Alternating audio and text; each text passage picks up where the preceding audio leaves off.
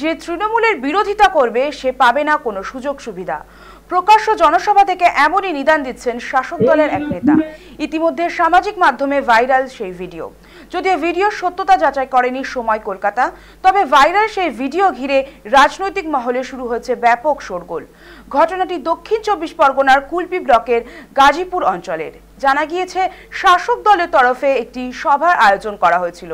সেই সভা থেকেই কুতুবউদ্দিন পাইক নামে এক তৃণমূল নেতা প্রকাশ্যে হুঙ্কার দিয়ে বলেন যে যারা তৃণমূলের বিরোধিতা করবে বা অন্য দল করবে তাদেরকে কোনো রকম সরকারি সুযোগ সুবিধা দেওয়া হবে না। আর তার এমন বক্তব্যের পরই দানা বেঁধেছে বিতর্ক।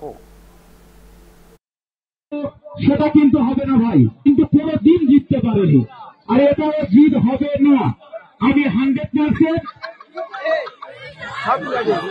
সন্ধ্যাবেলায় এনায়েতপুরে যেভাবে তৃণমূল কংগ্রেসের পক্ষ থেকে হুমকি দেওয়া হয়েছে, রহিম মাস্টারের নেতৃত্বে, রহিম মাস্টারের উপস্থিতিতে, তাতে করে এনায়েতপুর এলাকার মানুষেরা উদ্বিগ্ন এবং আতঙ্কিত হয়ে আছে।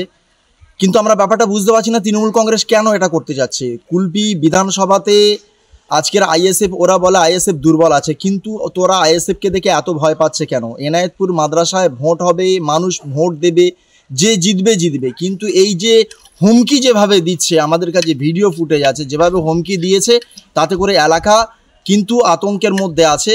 আমরা গতকাল রাতে খবরটা পেয়েছি, আজকে ইন্ডিয়ান সেকুলার ফ্রন্ট আইএসএফের পক্ষ থেকে আমরা থানা এবং প্রশাসনকে জানাবো যে এর বিরুদ্ধে কড়া পদক্ষেপ নিতে। যদি পদক্ষেপ না নেয়, ওরা যে হুমকিটা দিয়েছে যে আমরা 14 তারিখে দেখে নেব ভোটের দিনে, তাহলে প্রশাসন যদি পূর্ণাঙ্গ ব্যবস্থা না নেয় তাহলে আগামী দিনে ইন্ডিয়ান সেকুলার ফ্রন্ট আইএসএফ তাদের পূর্ণাঙ্গ শক্তি দিয়ে কিন্তু ওদেরকে প্রতিরোধ গড়ে তুলবে। কারণ হচ্ছে আমরা এত দুর্বল নই যে তৃণমূল কংগ্রেস যা খুশি তাই করে যাবে আর আমরা চুপচাপ এগুলো দেখব। আজকের সারা বাংলার মানুষ এই ভিডিওটা দেখছে যে তৃণমূল কংগ্রেসের কিভাবে তাদের চিত্র উঠে আসছে, তাদের বক্তব্য, তাদের চিন্তাভাবনা, তাদের যে সন্ত্রাসী মনোভাব আজকের মানুষের কাছে, বাংলার মানুষের কাছে আজকের প্রকাশ পেয়ে গেছে।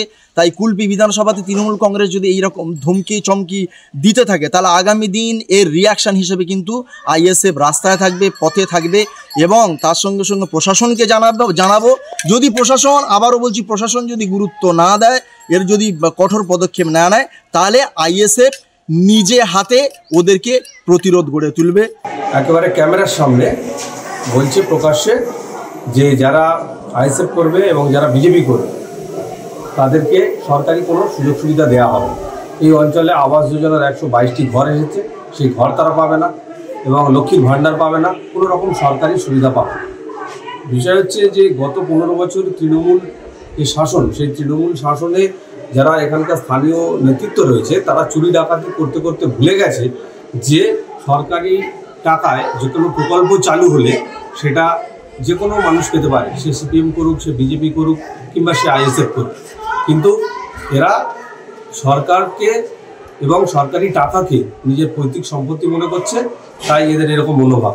এটা তো কোনো আমাদের দলীয় নির্দেশ নয়। আমাদের পশ্চিমবাংলার মাননীয় মুখ্যমন্ত্রী মমতা বন্দ্যোপাধ্যায় এবং অভিষেক বন্দ্যোপাধ্যায় যে 90-97টা পরিকল্পনা স্কিম চলছে এখানে সারা পশ্চিমবাংলায়, প্রায় 10 কোটি 10.5 কোটি যে মানুষ আছে সকলের জন্য। এখানে কে আমার দল করে, কে আমার দল করে না এই দেখে দেওয়ার কোনো ব্যবস্থা নেই। এখানে কি লক্ষ্মীর ভাণ্ডার সেইভাবে দেখছে, স্বাস্থ্যসাথী সেইভাবে দেখছে, কোনোভাবেই তা করা হয় না।